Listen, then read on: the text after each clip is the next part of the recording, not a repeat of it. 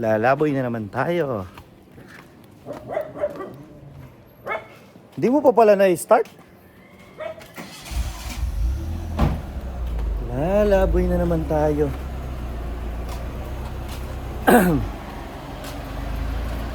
Anak, napakainit.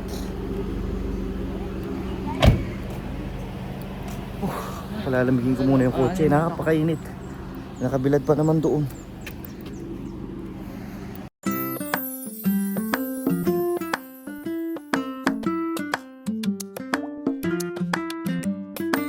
Guys, so ngayon ay pupunta tayo sa kabilang barangay. Sa tinatawag na Barangay Quit. Kalapit lang dito ng barangay namin ng Mahabang Kahoy Serca.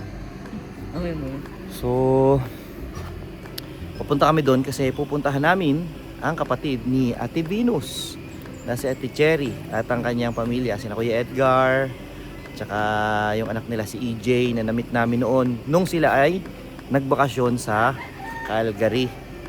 So si EJ noon, si EJ kasi nakabase naman sa Europe, nagbakasyon din siya doon sa Calgary. So nagpangipangita sila lahat doon at nag-spend sila ng mahaba rin hanggang sa nag-celebrate pa nga kami ng New Year doon sa aming bahay mismo na inuupahan, sa bahay ni Ate Venus.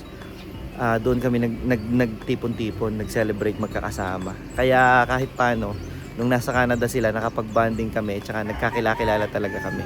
So ngayon, dahil nandito tayo sa Pinas at nandito na rin sina Kuya Edgar, si Ate Cherry, pupuntahan natin sila.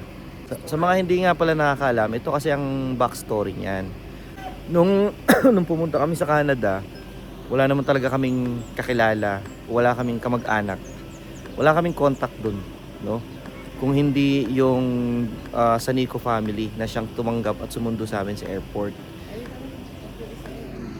Tapos, yun, so balik ko lang dun sa balik lang tayo dun sa storya na kinukwento ko kanina, So, nung dumating kami sa Canada, wala nga akong kakilalang mga kaibigan dyan o kamag-anak. Pero napakabait ni Lord kasi yung classmate ni Joyce ay sila yung nauna sa Canada, sa Calgary. At meron na silang naupahan na binalitaan kami na parang mababakante yung basement ng bahay na yon. So sabi namin, sige na, kukunin na namin. Iano mo kami doon sa landlord. So nag-connect kami ng landlord hanggang sa Pilipina pala yung landlord. At nakausap namin, hiningi yung mga details namin hanggang sa nung binibigay na namin yung details namin, nagulat din kami. Kasi nung sinabi namin na yes, taga Cavite, saan sa Cavite? Sa Indang. Doon din ako, sabi niya ganun. Saan sa Indang? Sabi namin dito sa Mahabang Kahoy. Sabi, diyan lang ako sa kabila sa may Quit. Natunto namin yung aming roots.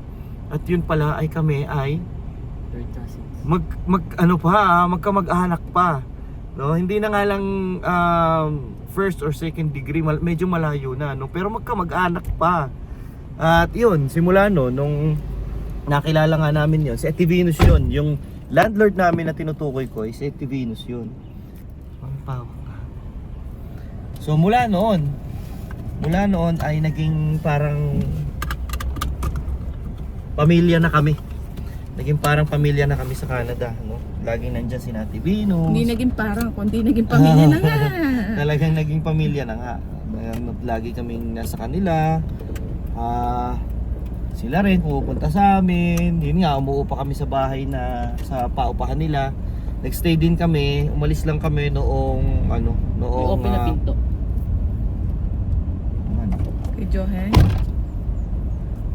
Wait lang, Daddy. Ha? Ipaayos mo kay Kuya muna yung kay Johan. Kay Johan? Ay, oo, baka kawang. Yun sa'yo, nak. So, yun. Naging pamilya na nga kami doon. Hanggang sa umuwi nga kami ngayon. Sina Kuya Steve at Ate Venus pa naghatid sa amin pupunta airport. Kaya ngayon pupunta tayo kasi may padala sa Ate Venus doon. Nadala ba? Yeah. Yan. So, yun. Tara. Dadayo tayo ng huntahan. Let's go! Dito na kami. Pero hindi namin alam kung kami ay makikilala. Tara. Doorbell ka.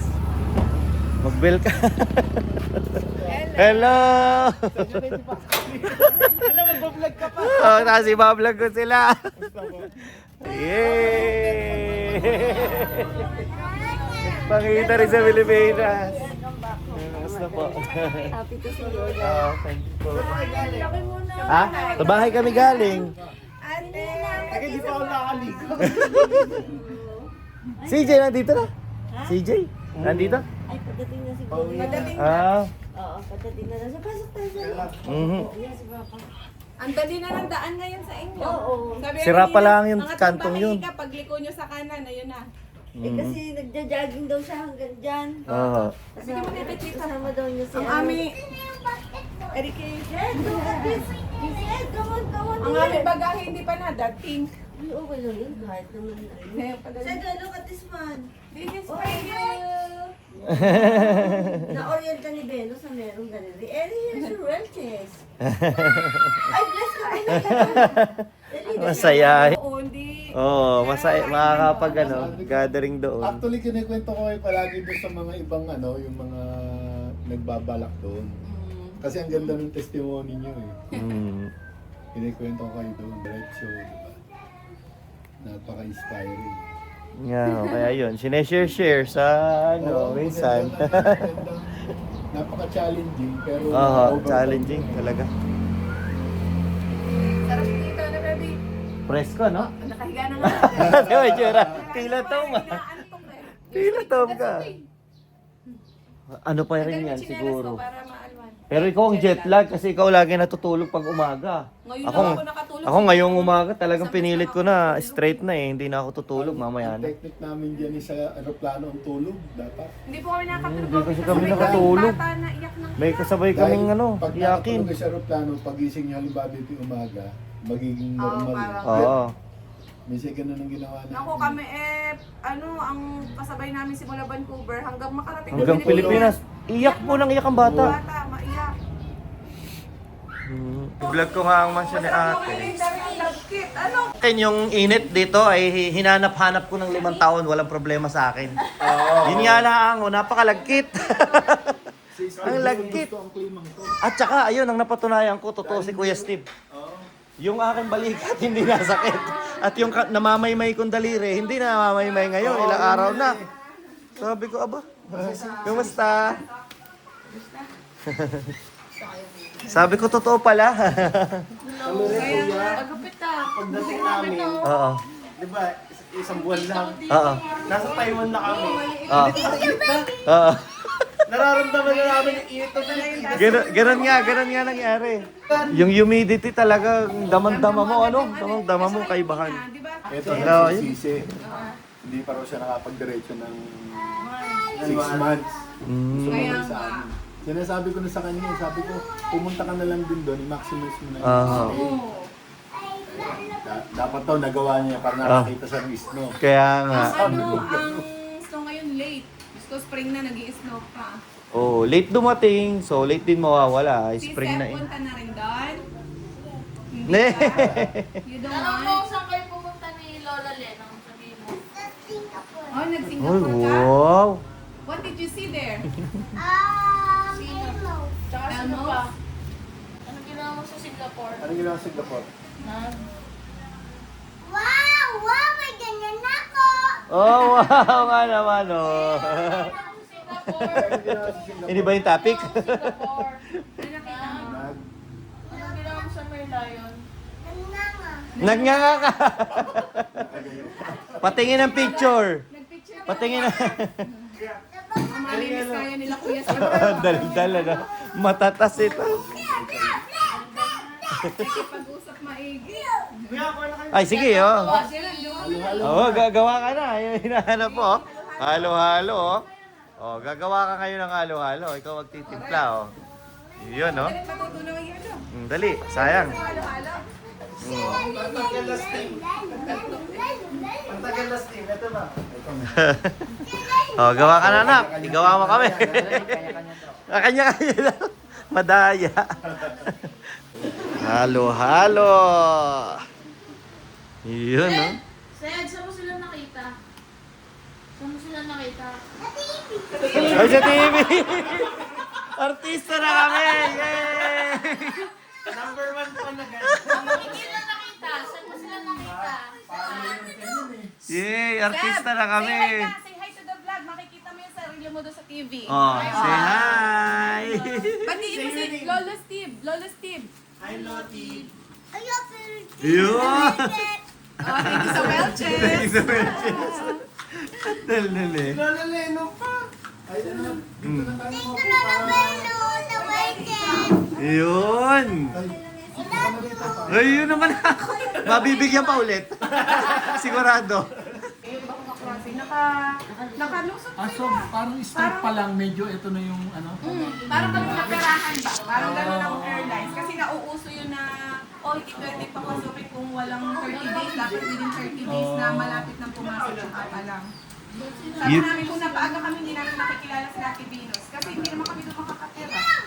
Hindi. Parang may nangungupahan pa doon. Yung sabi ko parang kasama sa plano ni Lord. Oh, kasama ho yun. May dahilan talaga kung bakit ano. Oh. Kasama sa plano ni Lord na mangyari sa amin yun. Mahuli kami. Oh, talaga. Yun ang Ayun na-prove ko. iniisip namin kuya, yung kung hindi ibinigay sa'yo ko yung panahong yan, ibig sabihin magkakaiba. Oo, yun talaga. Hello! Ay, nandiyan ka na pala. Kamusta? Mga balikbayan. Balita, Ikaw pa rin na-surprise. Ang isa surprise niya umalis, sabi ni daddy mo. Sa lisi. Tara mag-halo-halo. Tara. Diba? Halika na. Pag nagbabalik, tapos ano, tatatapos. Nanonood ako, papunta ko yung drum header. Apo. Papunta na kami dyan yung hospital, ako kami nagpunta kasi. Oo. Sabi ni Gil, ayun, napakataasan ng yelo. Pero yung pa Pagkatapos. sobrang, alam mo, pag nandito si Edgar at nagdadrive, wala nang sa Canada. Oh, ayan, yan ate ang sabi ko. Nung nag-drive ako, sabi ko, Diyos ko, yung dibdib ko. Sabi ko, parang hindi ko na kaya dito. Ako naman, nung pagkagaling ko ng Calgary, yun yung pedestrian. Oh. Nahinto Nahito ka. na. Sabi nito, nahinto ka na. Oo. From Calgary na ito, Bo. bago na. Na-influensya na ako eh. Sabi ko nga, yung 5 taon pala doon ay ibang magagawa sa'yo. Eh, dati naman ganyan din ako magmaneho. Pero pagka nasanay ko, nanibago talaga. Naging mabuti ka ba, driver? Hindi naging duwag. Kinakabahan na ako kasi kahit stop sila, no, bumabalandra silang ganyan eh. Tapos hindi yung alam ko, naiingit ako. Yung basura dito. Naiingit ako sa mga tingnan naman ang mga tao sa Canada. Sinabi ko sa kanya. Oo nga, Kaya nga. nakita ko sa vlog niya. Yung bahag blessing. Ma. Pinanood namin lahat yun. Kaya sabi ko parang hindi na kami bago sa mga mag-anak. Updated na. Oo, updated kami sa mga pangyayari. Sabi mo, sabi ni Sen, nakita ko na kayo sa TV. Yeah. Parang pairing ko tuloy talaga. Ako na si Aljur eh. Parang ako na si Aljur talaga. Abrenica. Ayun Oo, ang ice eh. cream, oh. Ang tap. Ayun ang ice cream, ayun ang ice cream. Tignan mo ng ice cream. Hindi na kami titigil sa kakakain. Pagkatapos ng halo-halo, ito naman. Tingnan nyo naman yan. Yes. For starters, halo-halo. And then this is the main course. Grabe. Non-stop kain. Oh, ready ka na ba? Ay talaga. Basta. Round 2 na tayo. Uwi rin ng ayun sana mag-Boracay. Mami, dinig ka. Mahabang kwento namin. Doble kami. Diretso na ang kainan. Kaya mura pa. Fasting. Tasting. Ayan no, napakadaming handa ni Ate Cherry. Ate Venus, ay, kakain ka na lang namin. Kain ka na lang namin, pati si Kuya Steve. Hindi, ang hirap ingitinan kasi wala kasing Facebook yun eh. Kaya Facebook yun, Makikita niyo yun sa vlog eh. Oo, sa YouTube na lang niya makikita. Nandoon na lang. Isang ulam. Na naman, sa mangga. Sa isang mangga, parang nakakalima siguro to sa isang araw. Na mangga, hinog. Ayaw na ilaw. Naka hindi hilaw. Nasa sa alamang. Buro, nakain ng buro. Ay, yun ang hindi niya na-try. Siguro hindi niya kakain ng buro. Hindi siya na, ako nakatingin. Buro, parang binulok. Mamaya baka magano sa tumulong sa tiyan. Oh, nakababad yun, fermented. Literal na fermented. Oo. Sabi niya susulitin daw yan. Kasi talagang doon naman walang amoy. Ano, Walang kalasa-lasa naman ng mangga roon. Anong mangga niya? Yung Mangga from Mexico na may green na rin.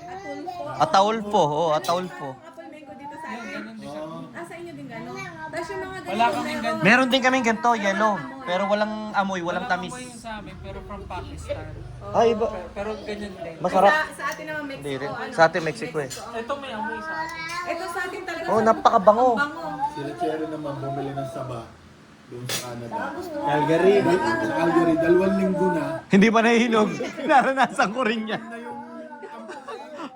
Bulok na ang labas. Meron din ako doon nabili na ano. Namin frozen. Maigi pa ang frozen.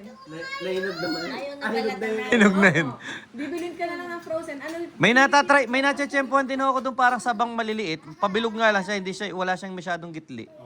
Pero nahihinog naman. Pero Tawag plantain. ayun yung malalaki. Hindi pa tayo nabili noon, yung malalaki. Ang saging na sa baka. Ay, buti hindi nagkakasin sa UK. Ano, ang daming plantain. Wala. Ay, di, na-refund ko kalahati. Kalahati na lang. Eh, magkano rin Gaano yung kalaking cost ng flight? 150,000 kaming apat kasi one-way ticket lang naman yun eh. 150, na-refund ko lang 72 yata yun. Tapos bumili ulit kami ng bago, mas mahal na kasi ang lapit na ng... Date. Oo, ng date. Ibang airlines na kami, sabi ko ayoko na ng PAL. Bakit hindi na tuloy? Ang gusto kasi daw ng sabi ng PAL, dapat 30 days before ka pumasok, doon ka lang pwede mag-start na umalis. Nakigaya sila sa ibang samantala ibang So wala pa kayo sa immigration, pal pa lamang. andun pala po kami mag-check-in. Magche-check-in pala kami ng lagi. Leave, sabi lang ganun. Dahil daw wala pa daw 30, kasi halimbawa po, August 1 ang pasukan. So dapat ang first day na pwede ka umalis is July 1st. Eh mas earlier kami doon, parang 45 days pa. Oo. Sabi hindi kayo pwede. Ay, para kahit ano explain namin, wala na silang pakialam. Meron na sila nun kasi marami Wala na silang pakialam. kinatuloy eh. Sabi namin, Airlines lang sila, dapat. oo, hindi nga kami umabot sa immigration. Eh. Immigration ang magde-decide, hindi airline. Oo. Hindi na kami Wala po talaga. Wala. Daming, Eh, paano pag gusto mong magbakasyon? Sana tinanggap. wala kasi naka-student visa, di ba? Nakalagay sa tatak namin. Pero si immigration mag-decide. Ayun nga eh, wala eh. Kasi talaga. Wala talaga. Yung sa akin, Sana hindi na kayo binenta ng ticket. Hindi po. Muna kayo. Lumabas yung rule ng Canada na yon is ano lang, nakabili na kami ng ticket. Bagong rule. Hindi man lang kami binigyan ng chance na makausap na immigration. As in, mag-check-in pa lang. Sabi agad sa amin, you cannot go. Alam mo, kung tayo ay natuloy nun, hindi natin makikilala sila Tibinos. No, kasi iba talaga Ang kakaiba pa yung kuya, kasi ang nangyari noon, yung lahat, yung buong application natin, sobrang smooth. Oh, wala kami na Yung on paper, tsaka online, sobrang smooth lahat. Pagdating doon sa pagsasakay ng eroplano, doon lang. Major trouble ang nangyari. namin ng Vancouver, nung nakalipad na kami. Hindi na kami nagpahatid eh. Kami na lang ang bumiyahe. Van driver na lang, tsaka kami. Driver, tas kami. Kami na lang. Kaya sabi lang namin, intay mo lang din kami kuya. Pag nakalusot kami ng immigration, May message kita na okay na. Sabi namin. Kasi baka mamay hindi na matuloy eh. Ay di nakalusot na. Smooth yung pangalawang alis namin. Hindi na kami hinarang, walang Pagdating namin ng Vancouver, may may quarantine. Kasi di ba uso na ng quarantine na hindi pwedeng tumuloy agad. Kailan niya Pagka rin masasabi ko. Ay, 26 days. Pagka mag-isa ka na lang. Tapos ito, Siya na may pwede yan sa iba. Yan, palagay sa isda po. Oo, yung inyo, ayo tatlo. Ito kay Venus, dalawa. Salamat. Nakapita niyo pa yata kami ng bulburon. Apo, sige. Sabi bulburon lang naman daw ang gusto niya. Huwag na lang magdala na kung iba pa. Meron pang bulburon, pinalibig. So, ayaw ko. Ang ganda niya lang. Hindi ako sasama. Sasama. Lahat sila sasama. Sama ka? Okay lang. Ikaw? Naiwan ka na dito. Babay ka na kay kuya. Wala ka namang visa eh. bye. Wala na yung visa. Paano? Pwede kami pumunta nga. Patay! Naku naman, ano ba yan? Paano ba yan? Ayaw nga, wala tayong group. Sila meron, tayo wala, mami. Na group photo. Oo, picture tayo.